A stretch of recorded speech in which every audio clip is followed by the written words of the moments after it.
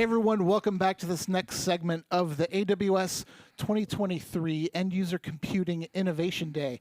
I'm your host for this segment. My name is Jeff Marushak. I'm a Senior Solutions Architect on our Department of Defense Air Force team. And my two guests are Ray and Dennis. Could you guys introduce yourself? Yeah, definitely. So, hi everyone. Excited to be here. My name is Ray Wang. I am a principal product manager in the End User Computing organization inside of AWS, and I've been in AWS for 6 years, working on different products. Cool. I'm Dennis Gundarif. I'm a senior PM on the same team with Ray. I work on the display protocols that are used in end-user computing and everywhere across the AWS. I'm with Amazon for about a year, but I've been in this VDI industry for quite a long time. I've been everywhere, man. Nice, nice.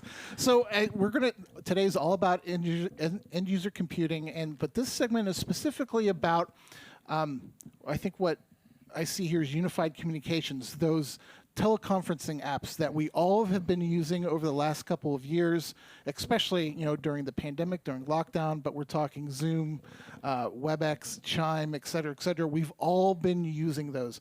And so as today we're talking about VDI, it's one thing to have a virtual desktop to open up your email and to open up a web page. But as soon as you start saying, oh, well, I need to kind of push a webcam through or shove my USB through or microphone, it can be a little complicated. I know it's possible, but that's when things start saying, oh, wait, I don't want to have to worry about how do I fish my webcam through virtually. So let's create a baseline for our viewers. What are some of the gotchas, some of the pain points when doing these unified communications teleconferencing apps through a VDI solution? Yeah, Jeff, you're spot on, right? So there are a lot of misconceptions about what you need to do in order to use these unified communication apps inside of Amazon Workspaces or any VDI product, right?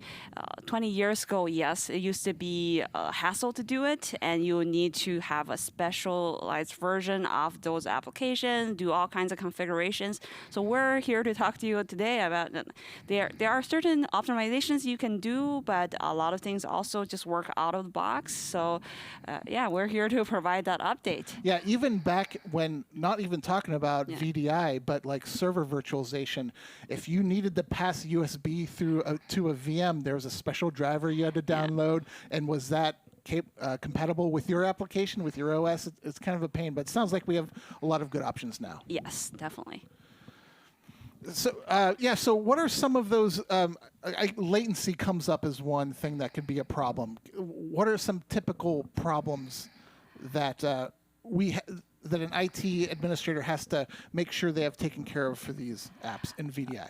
Yeah, latency is one. More frequently, we see that resource usage is another one, because a lot of these unified communication applications are very resource heavy. So no matter where you run it in your VDI solution, you still have to watch out for them consuming all of the resources. Yeah, because I want to run a really fancy background.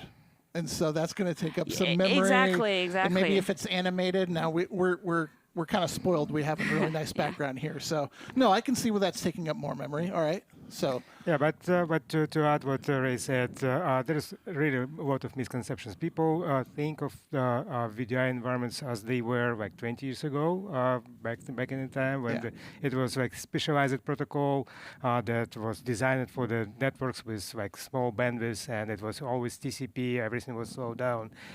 It is kind of different right now. So the main challenge I see is like people don't really know what's going on. What are the innovations in this area in the past years?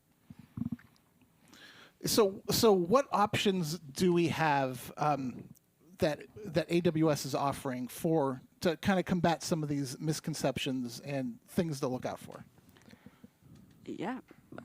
So, well, knowing all the issues with all the with all the apps, I actually have a slide deck, and we have a slide where we we decided, when we talk about this, we need to summarize all of the methods of the optimization and configuration, and we summarize them in 3 buckets. So basically, there is in-session optimized, media optimized real-time communications, and direct real-time communications.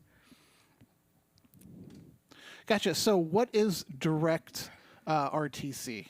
Yeah, the direct RTC is the simplest one of this. You basically don't do anything on your VDI environment.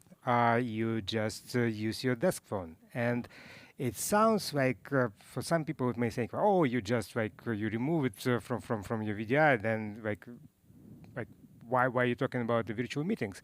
But in reality, we have a lot of customers that are using desk phones because it's very convenient for call center operations.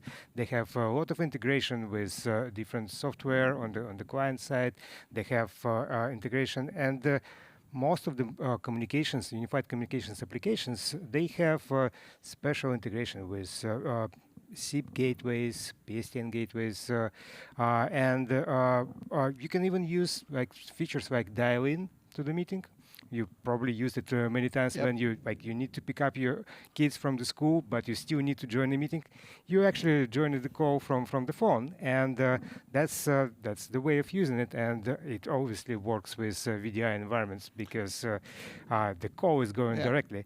And this is one of the communication options that is not usually thought about when you plan the VDI environment. Yeah, and not to mention, we have a lot of hoteling going on. So you're changing your cubicle, the phone, back in the day, we had the same phone for 15 years on our desk, and it's a different phone every day. Could be your phone at home, could be a phone on the second floor of your office.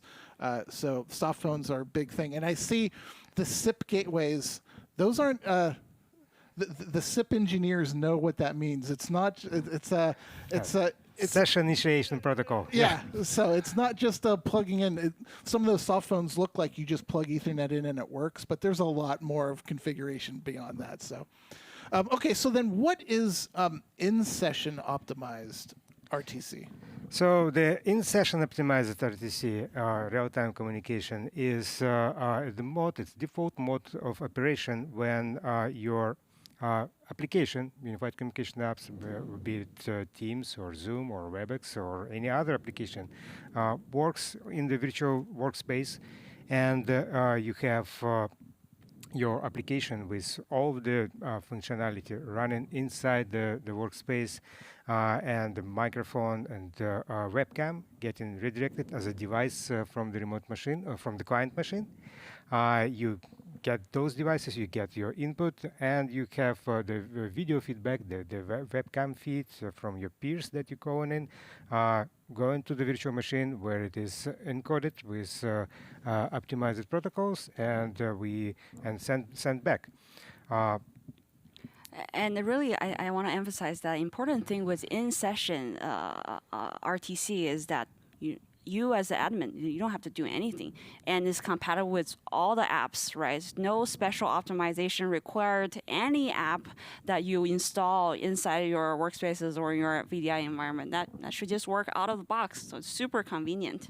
Yeah, and I saw the main difference I could see there, whereas before we were talking about SIP configuration, soft phones, versus in-session where it's using your webcam, your microphone, something of that nature. Yeah, so we have 2 features behind that, right? It's webcam redirection, where we optimize your webcam feed and redirect that to the inside of the VDI environment.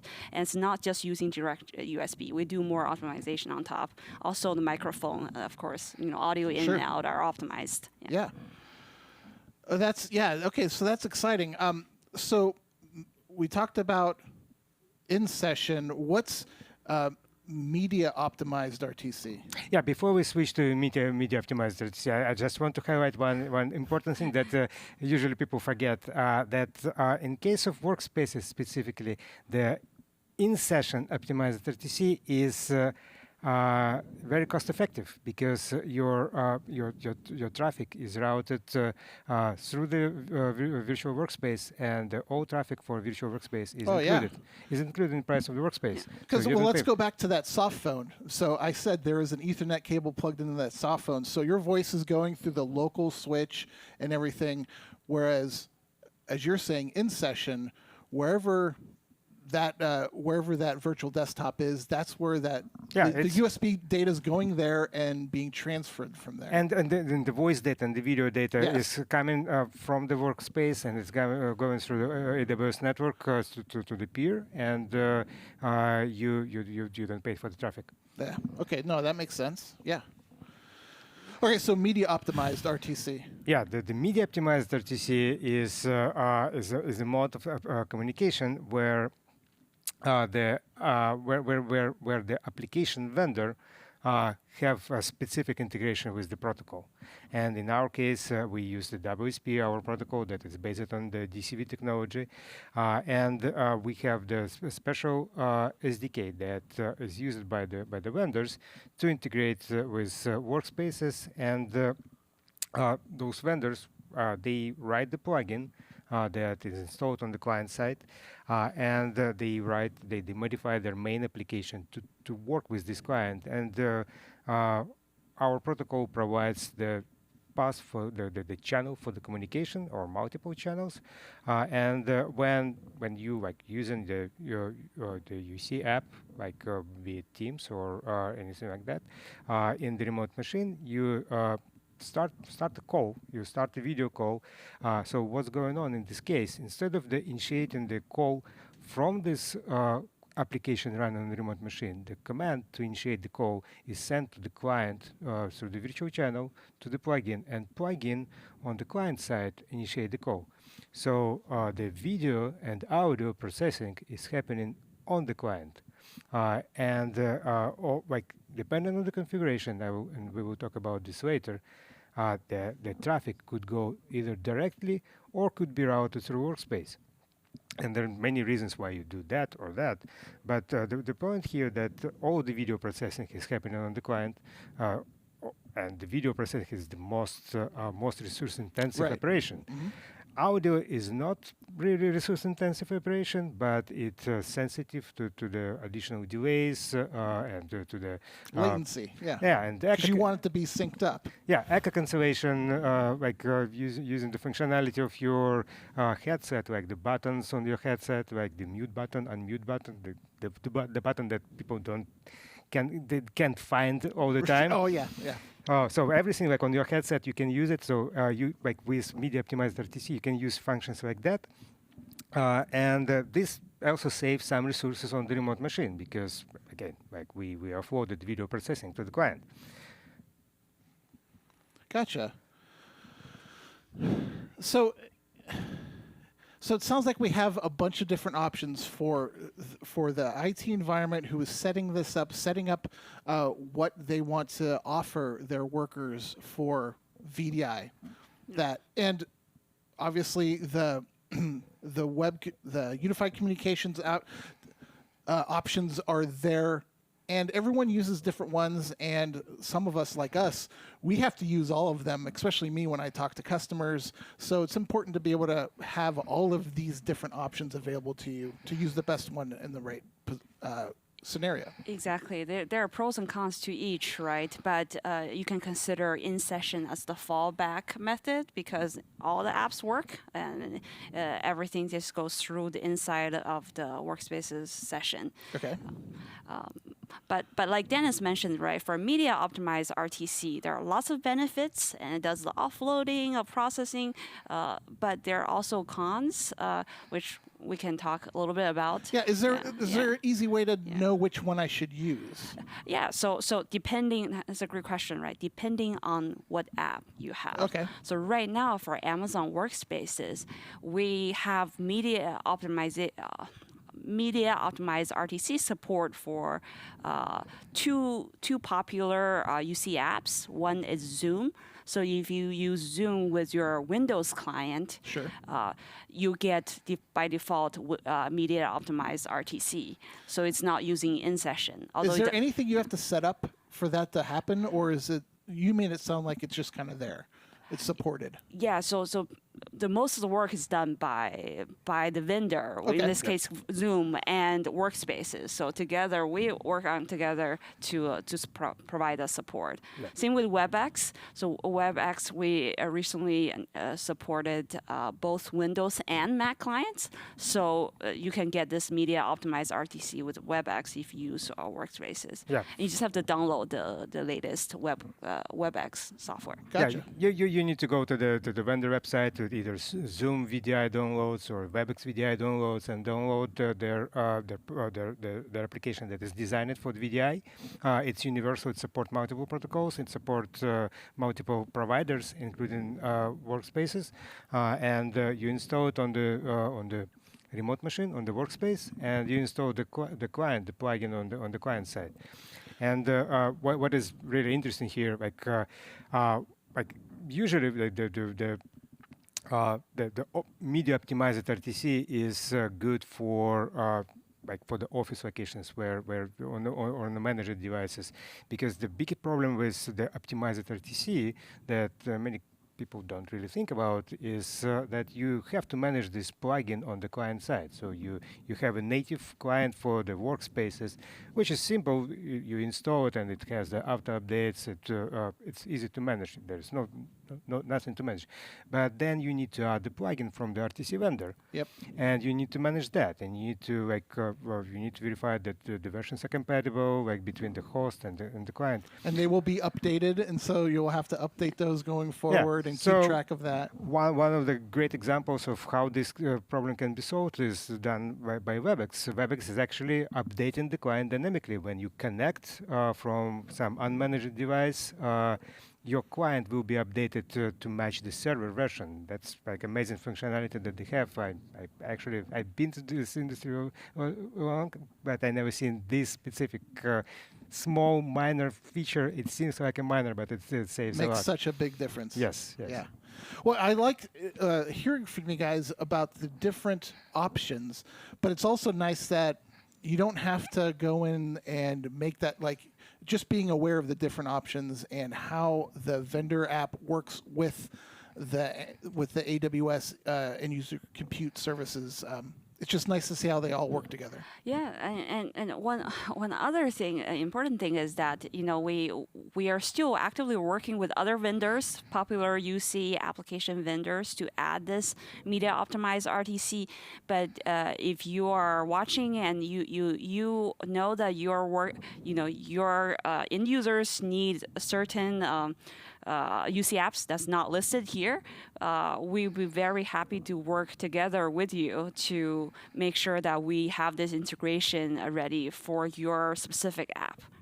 Gotcha. So this, like, audio video offloading, does everything that you just talked about, the options, does that kind of solve all the problems, or what else is there to think about? So no, it doesn't solve all the problem. And in the first place, I would say in some cases there is actually no problem at all, because the unified communications apps, it is about unifying the communications, and there is many use cases that where you don't need any optimizations. Like unified communications can because be. The vendors are trying to make the best app possible, so they're probably baking a lot of these options in. Yeah, they have like a chat. Like you don't need to do anything with chat. It's just it's basic. It works everywhere.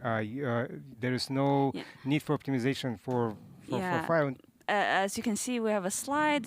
We really consider there are three types of collaboration options, right? The UC apps cover. One is the synchronous. This is the typical if you send someone a Slack or you upload a message, file exchange using webboarding. And there's some apps you can even record like an audio or video clip and send it to somebody. Yep. So this is all asynchronous messaging, and in this case, no optimizations needed, right? Yeah. Everything just works out of the box. Yeah. No worry worry about latency. Yeah. Your sentence chat, you don't care if it takes 1 second versus a millisecond to get there. Yeah. Exactly. And then the second type is broadcasting. So broadcasting, you think of a webinar, right? 1 to many, 1 to 100 to 500. And this, again, there's no optimization even needed for this kind of use cases.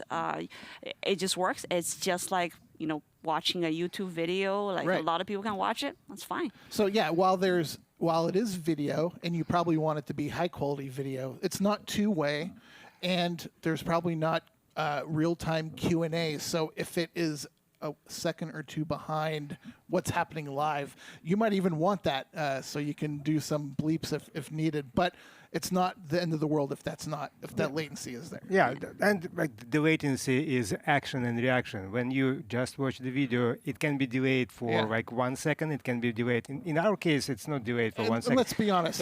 How often do you just go back a day later and watch the recorded video? So, like, I'm with you. if you watch some Great Lebowski movie, it's filmed like way before, and you're okay watching it. So yeah, it's broadcasting. But for the real-time communication, there is always you need to plan how to set up the real-time communication in the virtual workspaces, and we have we were talking about this today. One important thing to understand that the media optimized workloads, the media offloading is a great solution for use cases, for many use cases actually, especially when we talk about the mass deployment for call centers or where people actually working on with calls daily. It's saving a lot of resources on the virtual machine, but it's not universal. If your employees are working in the hybrid model, they 3 days in the office, 2 days at home, and at work they have a laptop, the corporate laptop or desktop, and they go home and they use workspaces. They don't need a laptop. They connect from their own device that is shared with their kids, and God knows what's going on there. Yeah. They may not have the native client installed. They may not have the plugin installed. They may be using some operating system that is not yet supported by the UC vendor, or they fall back to the web client. So in those cases, you will always fall back to the in-session optimized mode, where your UC app works entirely in session. We support all the functionality like the webcam and the microphone detection in these scenarios, and you can continue to use. And most of the UC apps have a special optimization mode, the fallback mode, where they detect that they are not able to use media optimized configuration, and they fall back. It just works great. Yeah, I think it's really interesting. I think a lot of us don't realize how much goes into making sure that there's no latency, that we can talk and have team meetings. So that was really exciting. And it's also exciting that Workspaces helps out with that, especially working with the vendors to bring the vendors' kind of true vision to light, to make sure their apps run the best as possible. So we're almost done. Ray, how would you want, if someone heard about this and I never even heard of RTC before, I want to learn more, or maybe I never thought I could use Workspaces before, I want to learn more. What do you have for them? Yeah, if you want to learn more, as you can see on the screen, we have a link that you can click on. So we have published a guide in our documentation so that you can learn. It has a lot more details than what we discussed today about how to optimize for different apps. So it will be a great resource. Check it out. Great. Yeah, and it has a lot of links to other resources specific to those apps, how to optimize them for your use case. That's great. Well, Ray and Dennis, thank you so much for joining us. I was trying to think of a Big Lebowski reference. I couldn't think of it. But it was a pleasure having you guys here. I learned a lot about RTC and a lot of kind of the planning, the stuff that has to go on, and how the options that the AWS services make it easy to just work. So thank you very much for being here. And we will be right back after this quick break for our next session on the AWS 2023 End User Computing Innovation Day.